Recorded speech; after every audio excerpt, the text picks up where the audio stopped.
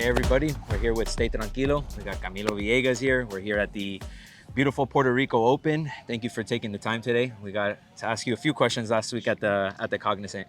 What was your thoughts about the tournament over in West Palm Beach last week? Good. It's always good to play at home, sleep in my own bed, and golf course was not as hard as previous years. That second round was pumping, but then they got the rain on Sunday, unfortunately. Yeah, but, that was tough. they finished the tournament, and I think it was a good turnout. It was nice to see Cognizant come in and sign a 7-year deal on a tournament that has been there forever, and looking forward. Now here in Puerto Rico, obviously, I guess we're speaking English here, but a lot of Sí, Spanish, which sí, is sí. nice, and good food and just good energy. So I like it here. It's a good spot, and I'm looking forward to a little windy week. It is very windy out here.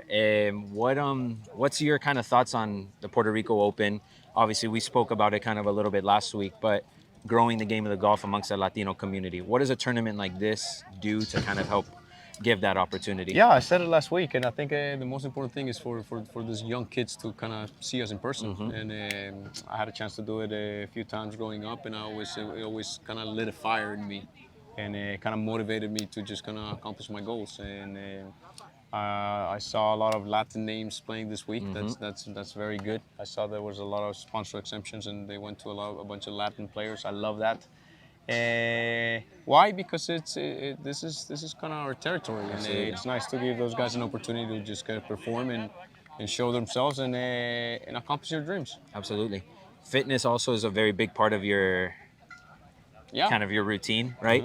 Can you talk a little bit about what that routine looks like? Obviously, you're playing a lot of golf, but there's a lot of recovery. There's a lot of physical aspect that goes into the game. So how does that process look like for you? Days are longer than people think. There's a routine, there's a process, and fitness is part of it for me. It's been for a long time now. It's kind of my lifestyle, and I'll actually finish practicing right now, and I'll go do a little workout. Okay. I'll throw a little interval training in there just to kind of get my heart up and down, and I'll throw some weights and some rotational stuff. It mixes around, but it's about 5 or 6 days a week where I kind of crank it up, and you got to keep moving, man. I'm 42 now. I'm not one of the young ones out here, and you got to keep going. You look good. You look good.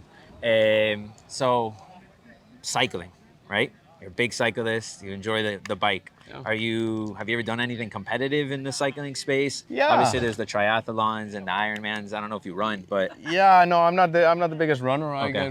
My runs are short. I try to not go more than 30, 40 minutes, but Okay. cycling has become a passion. It's helped me a lot, just kind of get away from the game and from everything in life and just kind of focus on something different.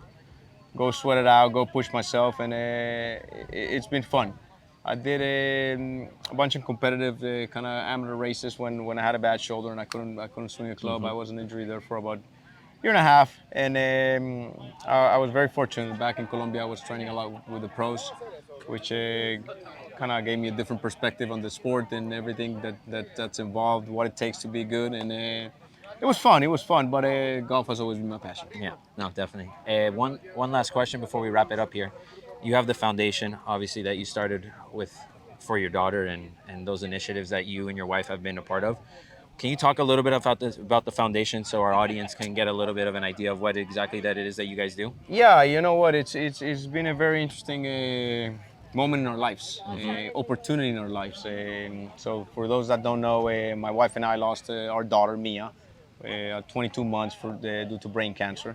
So those 5 months were really tough at Nicholas Children's. We got to see a lot of things, and right after she kind of decided to rest because she was in a tough battle. We decided to start Mia's Miracles. So it's our foundation in honor of our daughter, and we help other people that are going through the similar situations. I never thought I would be doing this way. Right. It's opened our hearts to help, to contribute, and to bring smiles to those in need. So to the whole team at Mia's Miracles, it's awesome. I had a chance to do our kind of board meeting a couple weeks ago, year-end board meeting, and I think we cried about 10 times in that meeting, and it was good tears, to be honest. It was joyful tears because there's so many great things going on. U.S. is such a charitable country, and we want to keep growing, and we want to keep adding our 2 cents to those in need, those that need it, and it's been pretty pretty emotional. Yeah, no, I mean, tons of admiration towards you and your family. It's, you know, it's crazy to understand some of those things in life, right? It's like you kind of want to understand why, right? And there's not really a reason why, and I think that's when your faith is really tested Yeah. tremendously. And I think what you did was extremely powerful and admirable, like I was saying, because you use that as a power, and you said it right when you answered the question. You use it as an opportunity, For right? sure. And not many people will do that, right? You know, it's tough for anyone to go through that, and you use it as an opportunity, which I think is Yeah, I beautiful. think I decided not to ask myself why, but what for. And I think That's the what nice. for it was Mia's Miracles, and to help others, and to remember a daughter who was in this world not for long, but she's gonna have a big impact. So And she served a purpose in her yes, lifetime. absolutely. So hey, you know what? It's interesting what's to come. Yeah. And what does it mean to stay tranquilo to you? Stay tranquilo. Hey, you know what? Not only in Puerto Rico, but in Colombia we say it. And I actually say it to my little 2-year-old Really? boy. Yeah, you Okay. got tranquilo, tranquilo.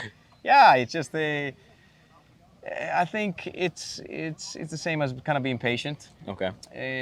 I know that's not the exact translation, No, but but I I see agree. the tranquilo as just, hey, be patient, man. Be patient in life. Life is always changing, and if you take it tranquilo, if you just go one step at a time, everything will fall in place. Everything always works out. I agree.